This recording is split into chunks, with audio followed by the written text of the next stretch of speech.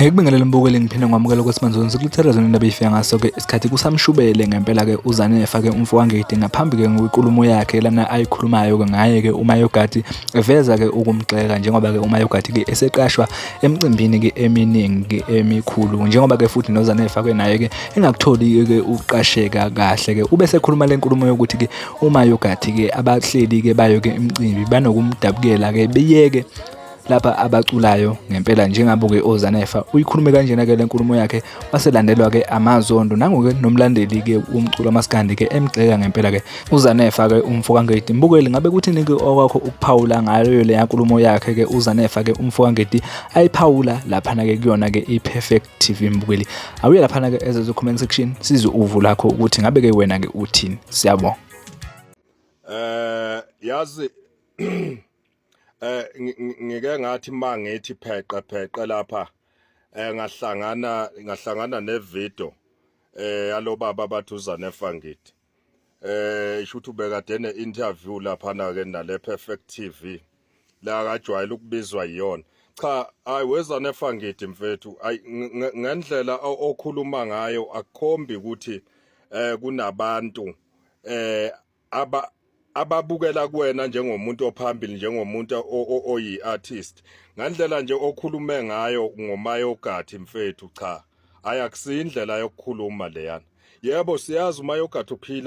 uphila nokukhubazeka kodwa akusindlela ongayikhuluma le indlela ongakhuluma ngayo leyana lamagama athi washo lapha akusiwa amagama okukhulunywa umuntu ophilayo ekhanda yabo akusiwa amagama okukhulunywa umuntu ophilayo ekhanda Zanefa kuningi mfethu esengikubonile ukuthi kusazoqhubeka nokukuvalela futhi sekukhomba ngokusobala ukuthi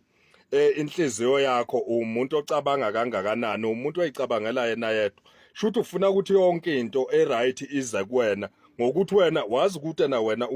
uright kunawo wonke umuntu okhona la mfethu akukhulunywa kanje ubaba uzele unezingane and usazoqhubeka futhi uzale awukwazi ukuthi ungakhuluma ngomuntu kabuhlungu kanjeyana ngishathiwa uyabona ke ukuthi awumsabi ngishathi uyambona ukuthi akayilutho kuwena kodwa ukwazi ukuthi ungathi phambi kwamakhamela ukhulume la yamagama la yana nenhlabathi alumelayo wakhulume lapha mfethu